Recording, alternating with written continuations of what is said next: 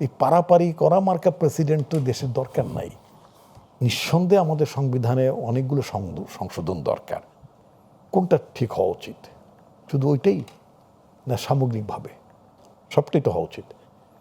আপনার সংস্কার কমিশন তো ডিটেল আলোচনা হয়েছে, তো ডিটেল আলোচনা হলে সেখানে আপনি আপনার অবস্থান তুলে ধরেন, সবাই যার যার অবস্থানটি তুলে ধরেছেন, তাই না? এবং আপনি তো এটা তো জানেন, যেমন আপনার দেশের প্রেসিডেন্ট পদে যিনি আছেন উনি বললেন যে উনি নাকি বলেছেন স্বরাষ্ট্রমন্ত্রীকে উনি পারেন না, ওনাকে পারানো হচ্ছে। তা আমি একটা টকশোতে বললাম যে আমাদের এই পারানো হওয়ার মতো প্রেসিডেন্ট আমাদের আর দরকার নাই। যেই প্রেসিডেন্ট পারেন মানে করেন, তারপরে তিনি বলেন যে আমাকে পারাচ্ছে, এটা কি খুব গ্রেসফুল? আমাকে পারাচ্ছে, এটা খুব গ্রেসফুল?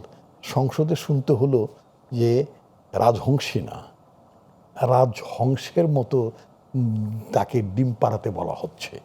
এটা কি খুব ডিসেন্ট হচ্ছে? না, মোটেই না। তো তারপরে তো প্রেসিডেন্ট আছে, এই পারাপারি করা মার্কা প্রেসিডেন্ট তো দেশের দরকার নাই। নিঃসন্দেহে আমাদের সংবিধানে অনেকগুলো সংশোধন দরকার, অনেক কিছুই দরকার।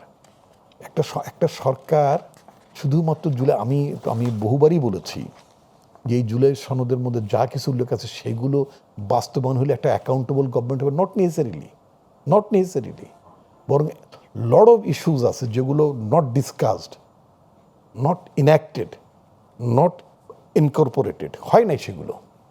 যেমন বিলেতের পার্লামেন্টে একজন এমপি যদি তিনি শপথের বাইরে কাজ করেন অথবা কোনো ইমোরাল অ্যাক্টিভিটির মধ্যে চলে যান, তাহলে তার সদস্য পদ থাকেন, অনেক সময় তিনি ভর্ৎসনার সম্মুখীন হন, তিনি পানিশমেন্টে থাকেন, ইত্যাদি ইত্যাদি।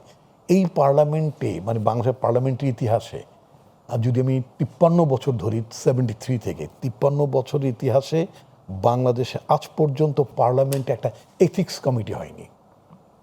পার্লামেন্টে একটা এথিক্স কমিটি হয়নি।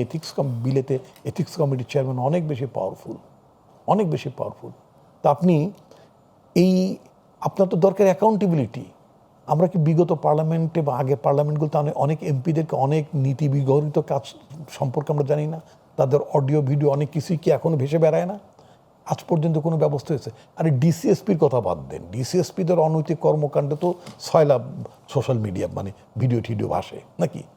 কিন্তু জনগণের প্রতিনিধি যারা, তাদেরকে মানে তারাও তো আপনার জবাবদিহিতার ঊর্ধ্বে চলে যান। বিষয়টা এরকম না? আমরা যেটা চলতে চাই সেটা হচ্ছে এত মানুষের রক্তের বিনিময়ে যে আমরা একটা নতুন বাংলাদেশ পেলাম।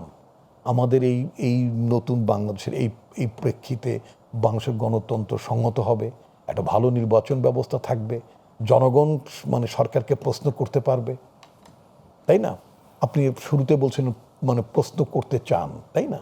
যেই রাষ্ট্রে সমাজের জনগণ প্রশ্ন করতে পারে না এবং প্রশ্ন মীমাংসিত হয় না, মানে প্রশ্নের উত্তর পাওয়া যায় না, সেটা তো আসলে খুব গণতান্ত্রিক ব্যবস্থা না। সুতরাং আমি ভেরি মাচ একমত যে কন্টেন্টস অফ দ্য আপনার ডেমোক্রেটিক পলিটি যা, সেগুলো সনদে থাকুক অথবা না থাকুক। বর্তমান সংসদ কিন্তু বিরোধী দলকে ওই সনদে থাকুক আর না থাকুক সেগুলো আলোচনা হতে হবে এবং সেগুলো আমাদের গ্রহণ করতে হবে। আচ্ছা।